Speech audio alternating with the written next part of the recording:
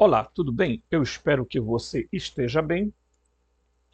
Vamos começar, aí ouvindo uma música, tá? A letra da música, eu já disse nos outros vídeos, são composições nossas com ajuda, a melodia, o instrumental todo é feito pela inteligência artificial, né? Que bom. Então, escute a música, depois a gente volta com o nosso estudo.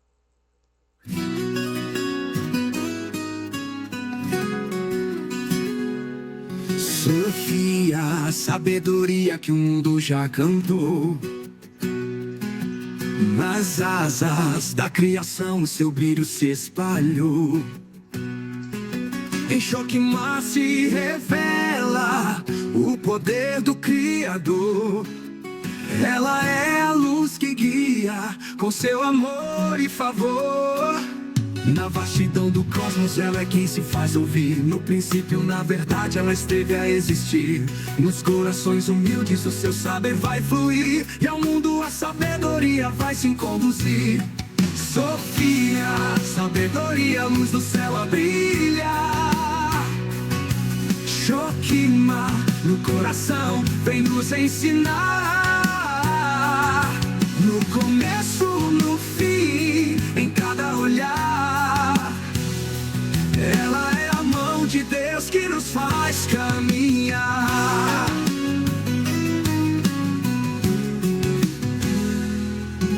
No ventre do mistério o universo se fez. Com ela a sabedoria tudo tomou o seu mês. Nas letras sagradas em cada livro e lei, ela choca e nos mostra o caminho com fé. Ela é fonte de vida, a verdade a nos guiar. Com amor e compaixão nos ensina a amar. No silêncio profundo a sabedoria a cantar. E com fé em Sofia a luz vai nos encontrar. Sofia, sabedoria, luz do céu a brilhar. Shokima, no coração vem nos ensinar. No começo, no fim, em cada olhar. Ela é a mão de Deus que nos faz caminhar. Ela esteve no princípio em cada passo da criação. No sopro da vida, na harmonia e na canção. É isso aí, né? A gente está ouvindo essa canção chamada Sofia, né? Que é uma, certo? Que é uma alusão a toda a função, o desempenho que a Sofia teve no processo criacional da Terra. Bem, antes de continuar o vídeo, eu peço que você se inscreva no canal, toque o sininho de notificação, deixe seu like, compartilhe o vídeo, divulgue o canal, comente. E se você quiser ser um parceiro do canal, ajudando financeiramente, ajudando a gente também a se emancipar de tanta coisa ruim que tem aqui na minha cidade, que ao longo do tempo eu vou revelando a vocês, mostrando o que ocorre aqui, ajude a gente através do pix robson.rmt@gmail.com robson.rmt@gmail.com, tá? Gente, se a gente se tornar independente, a gente tem mais liberdade para se dedicar aqui ao canal, né? E se dedicar à formação, tá?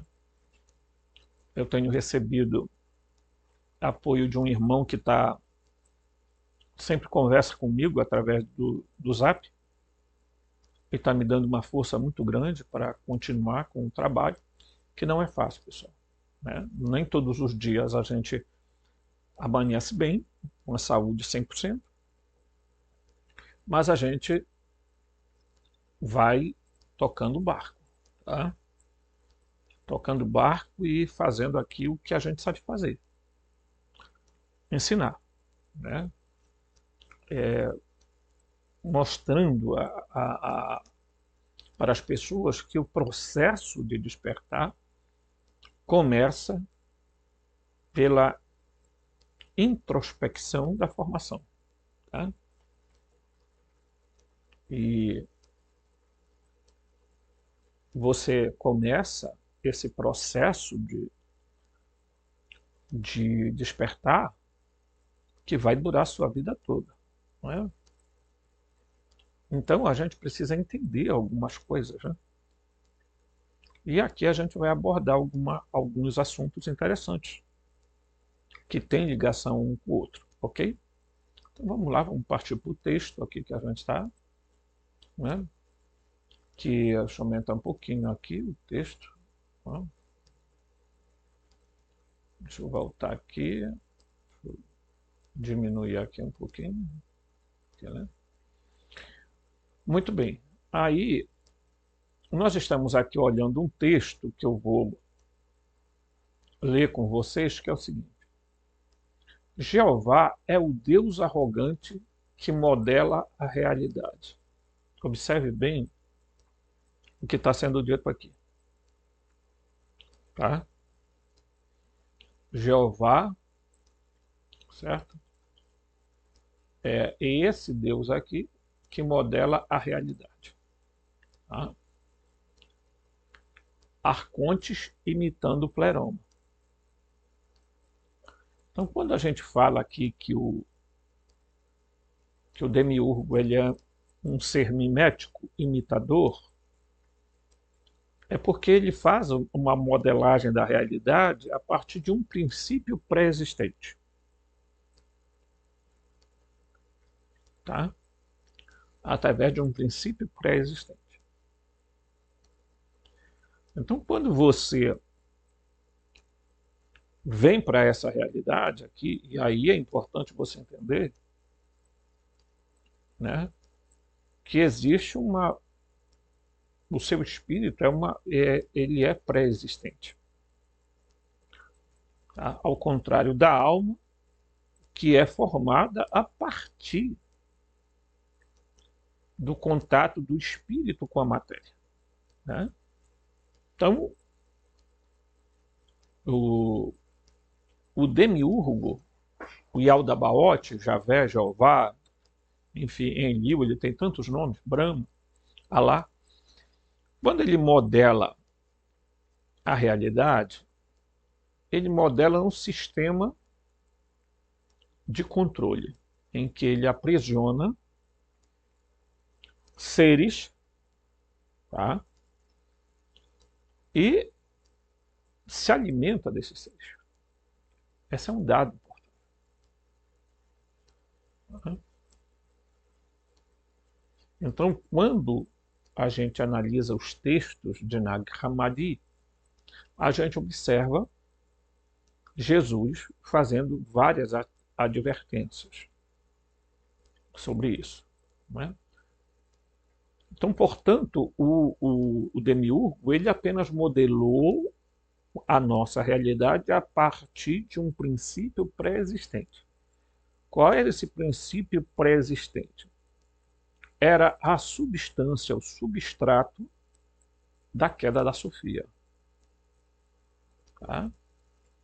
Então, uma parte da Sofia, a chamada Arcamote, ela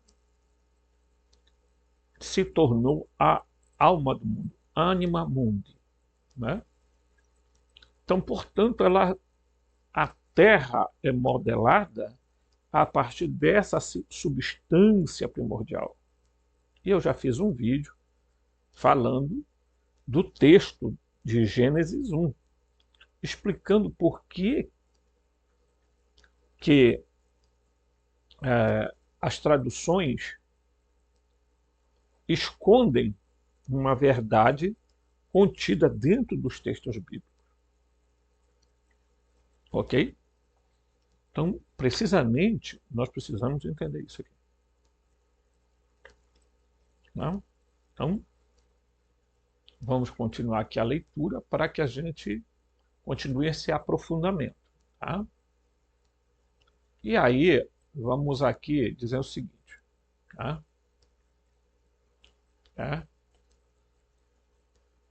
Se Jeová apenas modela a realidade juntamente com os arcontes imitando o Pleroma, tentando imitar, por isso ele é mimético, ele impõe uma realidade modelo no lugar do desenvolvimento orgânico da vida.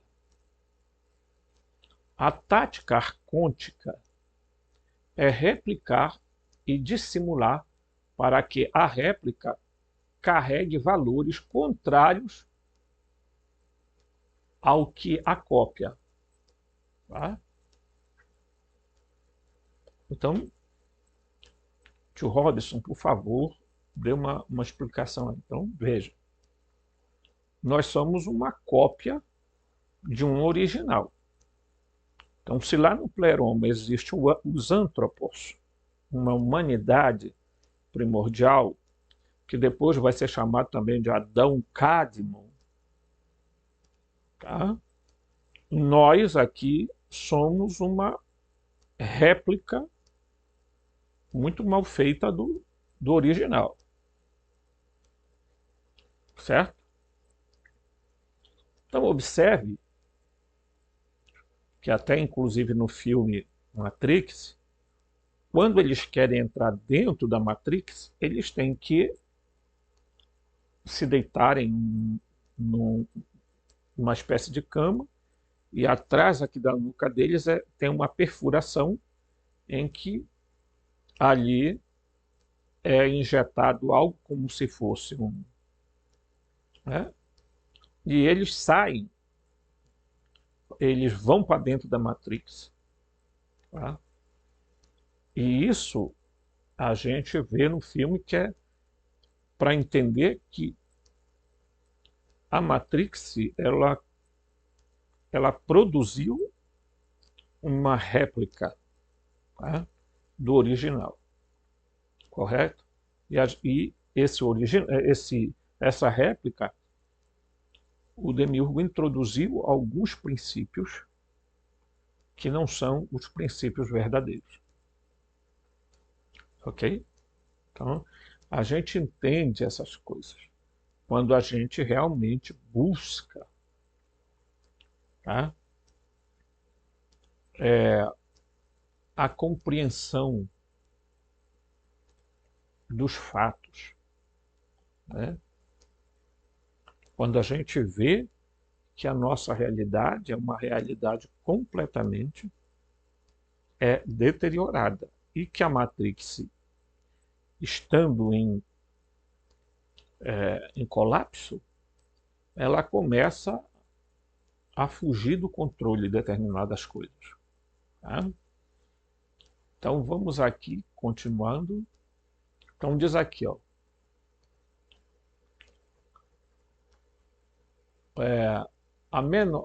Aí ele vai dizer que nós carregamos, em certo sentido, tá? Valores contrários ao original. Tá? Aí ele diz aqui, a menorá, em forma de árvore, homenageia um Deus que odeia árvores. Bem, evidentemente que o texto é um texto gnóstico ecológico, estudando os gnósticos a partir de uma visão ecológica. O que nos parece é que esse Deus que recebe a homenagem da menorá, o que é a menorá? A menorá é aquele candelabro com 7 braços, ok? Que na verdade representa uma árvore. Tá? Mas o Deus bíblico não gosta de árvores. Ele dá ordem para destruir toda e qualquer árvore, porque a árvore representava Áshera. E, em última análise, representava a Arcamote caída. Tá? Certo? Porque as tradições religiosas esconderam essa dimensão feminina de Deus por preconceito mesmo. Tá? Então nós vemos isso reproduzido nos textos da Bíblia.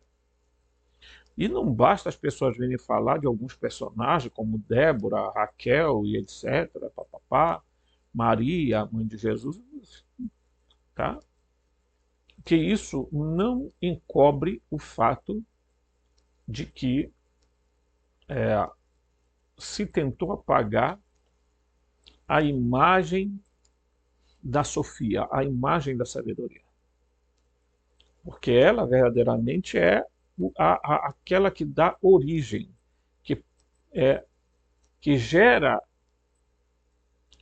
o substrato, a substância primordial, que vai dar origem à vida. E é o demiurgo que vai pegar aquilo ali e vai modelar, então, a nossa realidade. Correto? Preciso entender essa dimensionalidade, né? Então, diz aqui, ó, o Deus masculino monoteísta é extremamente, tá, rigoroso com essa tática. Na narrativa do Antigo Testamento, Javé não se satisfez em levar à abstração as faculdades imaginativas e pitóricas, tá, do seu povo. Veja bem, ele vai dizer: não farás para ti nenhuma imagem esculpida. Certo? Então ele vai mais longe, muito mais longe. Há duas observações que têm que ser ditas aqui. Primeiro, quando ele proíbe fazer imagens de escultura, ele estava se referindo ao que o povo modelava. O touro, tá, que representava El, a Áshera, que era representada numa espécie de tronco de árvore, ou através de uma árvore mesmo. Então ele elimina a possibilidade das pessoas exercerem sua capacidade imaginativa. A outra coisa que a gente tem que entender é que quando ele proíbe o uso de imagem, é porque também ele não quer que as pessoas vejam ele do jeito que ele é. Porque, primeiro, ele não era transcendente, ele não era um ser onisciente nem onipresente. Então, ele proíbe a criação de imagem, porque se fizessem uma imagem dele, com certeza iriam revelar como era o aspecto dele, já que alguns estudiosos afirmam que ele tem, né, ele tem aspectos de uma espécie de dragão, né? Ele tem uma espécie de dragoniano. Tem estudos, né, sobre isso. Provavelmente, isso nos remete à preocupação de não se criar a imagem dele. Porque já pensou se alguém resolve modelar a imagem dele e hoje nós tivéssemos acesso a isso? As pessoas não adorariam um ser que tivesse uma formação meio que, né, esteticamente complicada, né? E aí a gente vai bem aqui, vamos voltar aqui, né? Ele diz aqui: ele fez a mesma exigência a outra faculdade crucial para a moralidade e a escolha, nossos poderes narrativos e de contar história. Ele exige que a história seja uma trama única, da qual ele, Javé, tá, Demiurgo, que está além do mundo, é o único autor e executor. Em vez de uma história aberta à aprendizagem, e a descoberta enriquecida pela interação em constante evolução com o cenário natural onde a experiência humana se reflete. A divindade masculina impõe um drama totalitário cujo resultado depende da intervenção sobrenatural. Tá? Então, o que é que nós observamos? Que não é apenas uma questão de monolatria. É uma questão de um ser que se diz ter características masculinas.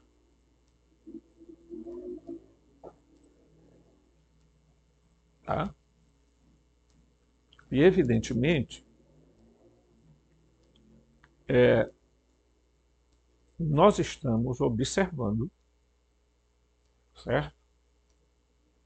Que as pessoas, hoje, nos dias atuais, elas perderam esse vínculo, né, com a própria natureza. Haja vista aí a quantidade de destruição, incêndios, etc. É típico de uma estrutura completamente esquizofrênica de um Deus esquizofrênico. Tá? Então é importante a gente entender isso. Correto? No outro vídeo eu falei que quando os judeus começam a dizer que eles são um povo escolhido, povo santo, povo, né, sacerdote real e etc., termos usados para dizer nós somos os bambambãs no mundo e, portanto, nós estamos à caça do mal, e a caça do mal é sempre o outro que tem uma fé diferente, é sempre isso é típico do sionismo. Sionismo que está em todos os cantos, inclusive no Brasil. Tá? Então, observe que as palavras que nós estamos ouvindo constantemente, inclusive é reproduzido pela mídia, a mídia brasileira que é controlada pelos sionistas, que, observe bem, no Brasil, as empresas de comunicação são sionistas. Tá? Por exemplo, é constrangedor a gente ver, por exemplo, tá? o Guga Chakra e a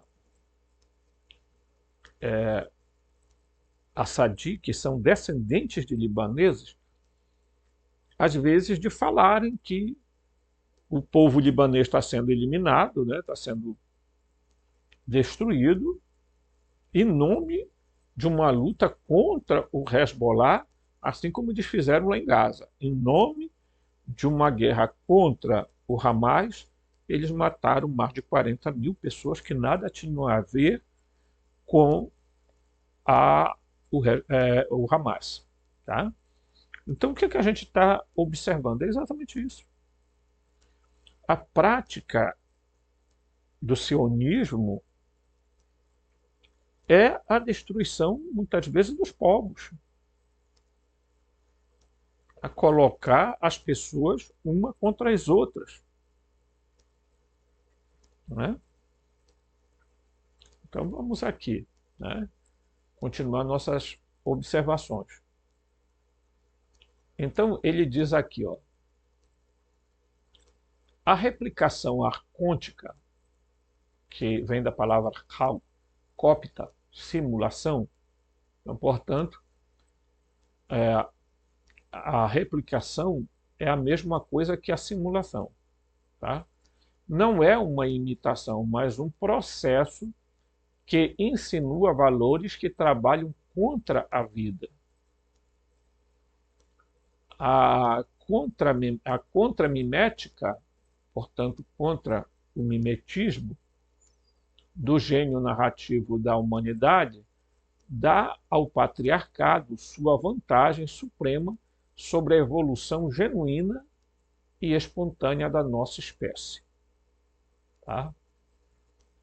Como a narrativa sagrada judaico do Antigo Testamento difere de outras narrativas tribais indígenas? Uma pergunta. Difere drasticamente em dois aspectos. Primeiro, o padrão de abuso histórico estabelecido no Antigo Testamento é elevado a um plano divino, mas não no mesmo sentido, digamos, em que as brigas entre os deuses no mito grego se refletem no conflito humano. Então veja que aqui ele está falando fazendo uma constatação que é muito lógica, né? Porque veja, o plano divino aqui, mas não no mesmo sentido, digamos, em que as brigas entre os deuses no mito grego se refletem no conflito humano. Mas eu falei isso no outro vídeo, tá? Que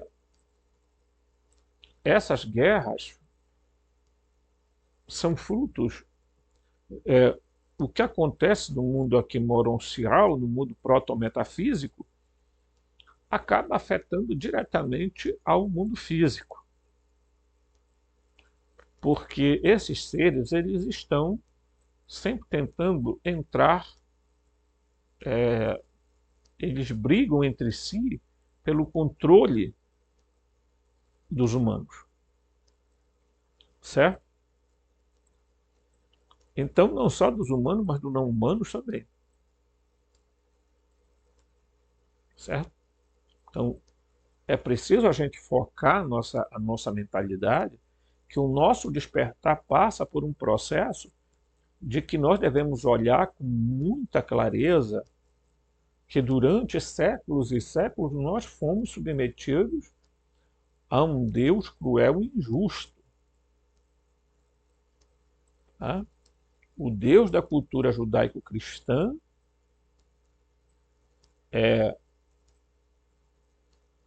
tomou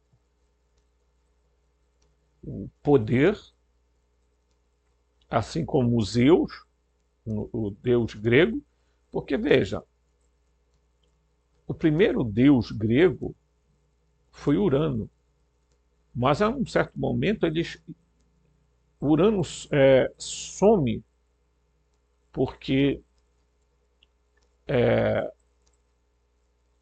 Zeus começa a prevalecer como sendo o deus dos deuses, né?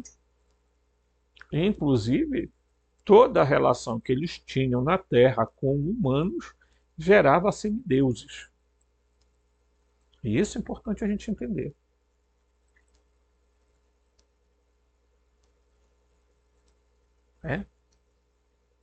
Porque se você achar que a cultura suméria, egípcia, acadiana, grega, romana e etc., elas refletem a mesma estrutura desses seres que tentam exatamente submeter os humanos a seus caprichos pessoais. E a gente vê isso, né? Inclusive existe um filme chamado Deuses do Egito, salvo engano, em que você vê a luta de Horus, né, contra um outro deus chamado, não sei se era Sete, se era alguma coisa assim. E aquele combate afetava diretamente os humanos, que eles tinham como súditos. No filme a gente observa, inclusive, que eles têm uma altura muito maior que os humanos. Portanto, eles eram como uma espécie de gigante, mas não nesse sentido que muita gente, às vezes, tenta colocar um gigante que está com o pé aqui, a cabeça lá nas nuvens, né? Não. Certo? Então, nós, passando a entender estes princípios, nós detectamos o quê? Que com a evolução dos humanos, esses seres não é que desapareceram, eles recuam ao longo da história, porque eles têm aqui na Terra mestiços. Mestiços. Ok? Porque, veja, a cultura grega falou do Hércules, por exemplo. Era era um deus, um semideus, que tinha tanto a divindade como a humanidade. Detinham poderes, capacidades supra-humanos. Correto? Essa é uma visão que a gente precisa deter-se. Porque isso é comum em todas as culturas. Certo? Então, não é diferente o Deus bíblico. Ok? Então, diz aqui, o mito pagão sempre tem um valor psicológico e muitas vezes ambivalente, apontando para o choque de instintos dentro da natureza humana.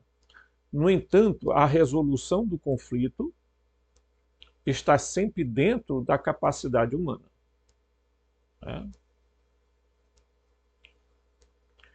O roteiro diretivo dos antigos hebreus, carregados da ira de Deus e do temor do Senhor, faz da resolução extra-humana fora do planeta a única solução possível para o conflito humano. Mas, em última análise, a violência histórica está ancorada em abusos familiares. Tá? Então, Jeová é a ratificação de um complexo paterno que não é de forma alguma exclusivo da cultura judaica que o produziu. O pai tirânico e atormentador, que também julga e recompensa, é o principal agente do patriarcado em todos os tempos. Então veja, quando você olha a história bíblica, aí vem aqueles camaradas dizer para nós que tem até um comentário engraçado aí que o cara disse, olha, o fulano do tal é o que mais ouve fofoca do mundo espiritual e passa essa fofoca para a terra. E ele chega a dizer que tem uma imaginação muito fértil. Mas veja, e eu concordo com ele, porque eu acho de uma besteira sem medida. Né? Dado que chega uma fofoca de lá, olha, Javé morreu, Javé não sei o quê, Javé não sei o que tem mais. Então, eu acho assim que as pessoas, né, que gostam dessas histórias, né, que se você olhar médium, ele sempre tem um um contato que esses seres contam um bocado de coisa, etc. Depois eles começam a vender bastante livros e sobreviver disso, né? Aí ainda tem gente que questiona quando a gente pede ajuda para o canal. Acho impressionante, né? Esse critério que as pessoas têm, né? Então, esse patriarcado do demiurgo, do Javé, Jeová, Alá, Brahma, Enlil e Aldabaoth, é típico de um personagem tirânico, de um pai tirânico, que se acha no direito de ele julgar e ele mesmo culpar, condenar, ele é o juiz, ele é o promotor, ele é, enfim. Tá? Então, quando ele cria esse mecanismo, tá? E a cultura judaico-cristã, a cultura judaico-cristã, reproduz isso nas crenças cristãs, que nada tem a ver com Jesus, nada. Então a gente fica assim perguntando, por que nós teríamos um mundo diferente daquele que modelou o mundo? Por que nós estamos vendo tanta esquizofrenia, tanta loucura, tantos estágios demente, pessoas dementes, terrorismo de Estado, terrorismo de outros grupos, a gente se matando, a gente destruindo pessoas porque não toleram mais as pessoas diferentes delas? Isso vem de longo tempo. Os gnósticos foram mortos por causa exatamente disso. Então, sejamos muito criteriosos na hora de analisar determinadas coisas, né? Porque essa cultura do patriarcado tenta esconder a figura feminina, tanto da sabedoria superior, que é a Barbelô, entendeu? Como da sabedoria chamada, né, a sabedoria luminosa e a sabedoria que não é luminosa, que é aquela sabedoria que parte dela cai, né? E aí, a partir dali, se modela, o demiurgo modela a nossa realidade, tá? Então isso é importante a gente detectar. E por que se some, né, com a figura feminina? É porque a mesma coisa, gente, fizeram com a Madalena, a Maria de Magdala. Tá? Por quê? Por que esconderam a hereditariedade, né, já que as tradições dizem que Maria, fugindo, né, do circo romano a Jerusalém, ela vai viajar e chegar até a França, né, até a Gália, que tem ligação com a Galileia, né, dos gentios. E a gente sabe que a Madalena foi para lá e, segundo alguns estudiosos, a Madalena levou com ela 2 filhos que ela teve com Jesus. Há pessoas que vão mais longe ainda, dizendo que Jesus foi também com ela para lá. A outra história importante é que Jesus teria tido um irmão gêmeo. Tá? Tá? E essa ideia não é de todo errada, porque existe uma igreja na França onde há 2 imagens, né? Uma de José e outra de Maria, segurando cada uma criança do mesmo jeito, que tem as mesmas características. Né? Então, há histórias contando que Jesus teria ido para a Índia, até uma outra história que ele chegou até o Japão. Né? Então a gente precisa hoje entender por que também a Maria Madalena foi muito perseguida, sendo que ela, não os outros apóstolos, tiveram conversas com o Criador, né, com o Cristo. Né? Você imagina, naquela sociedade patriarcal, Jesus andava com algumas mulheres a quem ele conversava, e Madalena é uma delas. Né?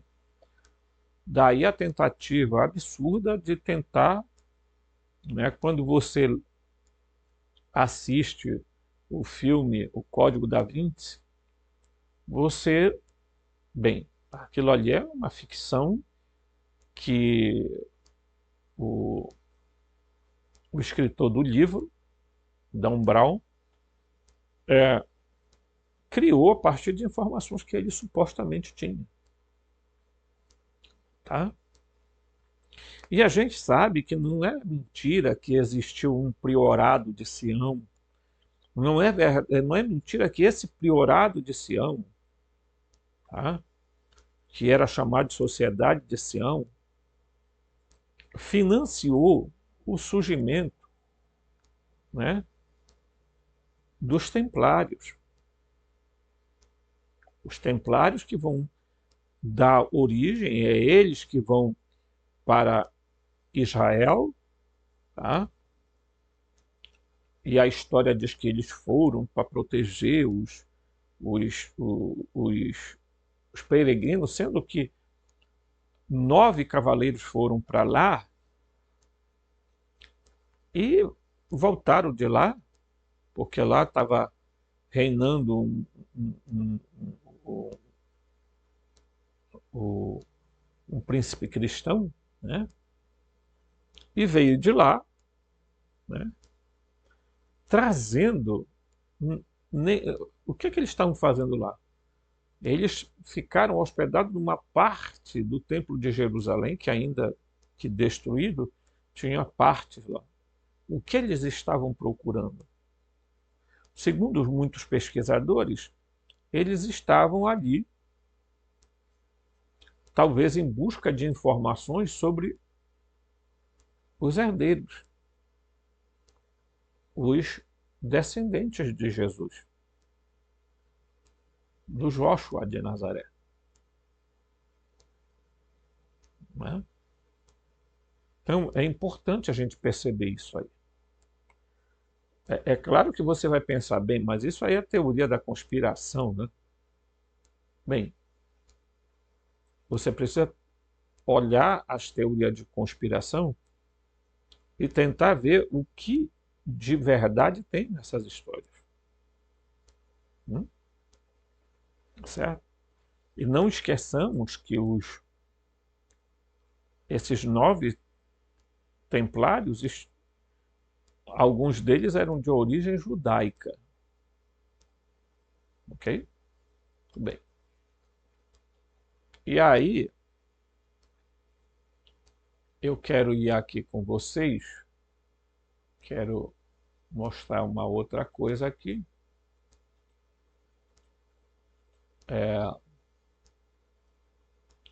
Vamos ver aqui.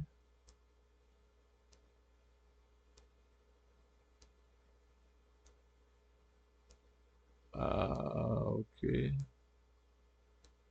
Deixa eu ver aqui se é isso. Vamos aqui. Aqui. Aqui. Aqui. Ok? Então nós vamos ver aqui, por exemplo, a figura de Sofia, a sabedoria, em grego chokma ou chokma, como queira pronunciar, em hebraico, desempenha um papel central em diversas tradições filosóficas, tá? Religiosa e esotérica, especialmente nas literaturas gnósticas e na sabedoria judaica. Sofia é muitas vezes retratada como uma entidade de sabedoria cósmica e divina, cujas ações e intenções como o divino e o mundo material influenciaram a criação do universo. Tá? Da mesma forma, Rockman é a personificação da sabedoria divina no pensamento judaico, tendo um papel fundamental na criação. Observem essa relação aí. Tá? A seguir veremos como essas figuras são interpretadas nas suas respectivas influências na criação do universo material em diferentes literaturas. E isso é importante você entender. Tá? Então, a Sofia, na literatura gnóstica, diz o seguinte: no gnosticismo, Sofia ocupa um papel ambíguo e complexo. Ela é vista como uma figura que representa a sabedoria divina, mas também aquela que, devido a uma queda ou erro, está conectada com a criação do mundo material, que é considerado imperfeito e corrupto. Mas eu já expliquei isso, né? Então, quando você pensar na Sofia, você não pense na Sofia apenas no aspecto negativo da Sofia, a queda dela, não. Né? Ela foi tanto é que eu já mostrei várias vezes aqui, posso mostrar novamente, mas não sei se vai. Mas você vê aqui, por exemplo, né, que existe lá a Sofia, tá? Que está escrito bem aí em cima, ó, Anima una ed unica, tá? Sofia, escrito aqui, ó, volto luminosa, la sapienza, tá? Certo? E tem a Sofia voto escuro, a Sofia arcamote, aquela que está abaixo daqueles pontinhos, né? É a anime individual, é a alma do mundo, anima del mondo, que está em italiano, né? Portanto, é dela que se gera o demiurgo. Tá? Então, é ela que vai produzir os elementos para que o demiurgo crie o que é noma, tá? O tempo, o espaço, a causalidade, né? A deficiência, o esterema e a multiplicidade. Ok? Então é preciso a gente entender isso um pouquinho. Tá? Ok? Então, você observa que a Sofia ela foi oculta propositalmente porque o Deus bíblico, o demiurgo, né? Yaldabaoth, Javé, disse: eu sou Deus e não há outro. Então ele passou a reivindicar a tese de que ele, de fato, era o Criador, em certo sentido, sim, né? Porque ele é o Criador realmente da matéria. No entanto, ele não cria, ele imita o pleroma, ele faz uma tentativa de imitar o pleroma, usando uma substância pré-existente. Portanto, não há criação ex nihilo, como alguns tentam defender. Tá? Portanto, precisamos olhar com muita atenção, é por isso que a gente precisa da sabedoria para iluminar a nossa visão e pedir a ela que nos traga a gnose, para que a gente possa, então, entender o nosso caminho, tá? Espiritual aqui na Terra, né? Nosso processo de ascender ao pleroma. Tá? O apócrifo de João, que está aqui nesse livro, tá? Se você não tem, adquira lá na Madras Editora, porque está todos os textos gnósticos aí. Uma das principais fontes gnósticas que discute Sofia é o apócrifo de João. É um texto encontrado na biblioteca de Nag Hammadi, datado do século II depois de Cristo. Nele, Sofia é retirada como um dos aeões, retratada, quer dizer, como um dos aeões, emanações divinas do pleroma, o reino da luz pura, perfeita, a luz pura e perfeição espiritual. Ela decide por sua própria vontade e sem consentimento do Deus Supremo ou da sua contraparte, tá? Que é teletos, né? Criar algo sozinho. Este ato impulsivo leva ao surgimento do demiurgo, frequentemente identificado como Yaldabaoth, uma entidade imperfeita e ignorante que acaba criando o mundo material. Tá? Então, a Sofia, nesse contexto, é vista como responsável indireta pela criação do universo físico. Veja só, ela é responsável indireta, tá? Olha aqui, ó. Eu vou grifar isso aqui, porque é importante, ó, o universo físico. Mas seu papel é ambivalente. Ela representa a sabedoria, mas seu erro de agir sem a plenitude do conhecimento resulta na criação de um mundo de sofrimento e imperfeição. Porque ela fornece os elementos para que o demiurgo então crie a nossa realidade, modele a nossa realidade. A partir daí, o mundo material é interpretado pelos gnósticos como uma prisão para as almas. Então, isso aqui a gente já falou bastante sobre isso, né? Afastadas de sua verdadeira natureza espiritual. Certo? Existe o Pistia Sophia, né? Esse é um texto que, apesar de não estar dentro da biblioteca de Nag Hammadi. Outro texto gnóstico significativo é o Pistia Sophia, onde Sofia é descrita como uma figura que, após sua queda, busca a redenção e libertação do caos em que se encontrou. Sua queda é um movimento simbólico da luz espiritual em direção à escuridão material. Neste texto, Sofia, após ser enganada pelos arcontes, clama pelo retorno ao pleroma, o reino celestial. Jesus, como um emissário do reino divino, tem um papel de restaurar Sofia e libertá-la da sua condição caída. Tá? Então veja, o Cristo vem à Terra com uma missão. Qual é a missão? É resgatar a Sofia. Tá?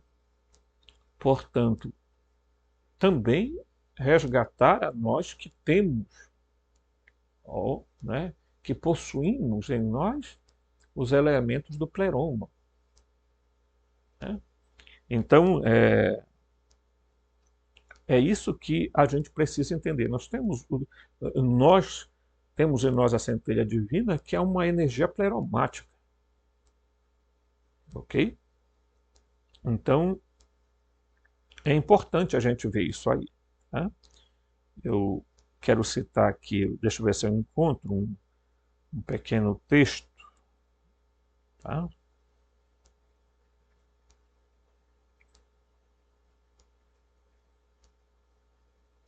É aqui, deixa eu ver se eu encontro, pessoal. Eu gosto de ver textos.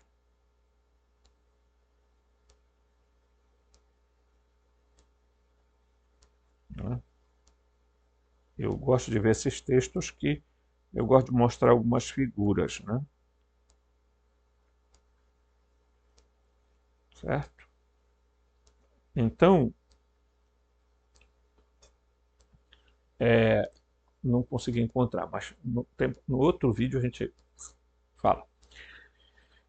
Então é isso, gente. A gente precisa entender que dentro desse contexto, a vinda de Jesus é fazer com que a Sofia ascenda, o Cristo, né? Por isso que eu falo sempre que a Sofia está ali, tá? No paraíso, ela não foi levada de volta ao pleroma, tá? Até que esteja resgatado todos. E isso se chama restauração de todas as coisas. Até que todos os antropos espirituais ou pneumáticos, tá? Portanto despertos, estejam reunidos lá. É evidente que nós já temos pessoas, humanos, que fizeram sua ascensão para o paraíso. Isso é sem dúvida alguma. Tá? Agora, há humanos que ficaram aprisionados nas esferas dos arcontes. Portanto, tendo que sempre retornar, ficaram presos à roda de Sansara. Né? E isso daí é fundamental para a gente entender. Então, diz aqui, ó, nesse texto, Sofia, tá, é uma figura redentora para a alma humana. Sua queda e redenção refletem o dilema gnóstico central. A alma aprisionada, eu prefiro o termo espírito, tá? O espírito aprisionado no corpo físico e no mundo material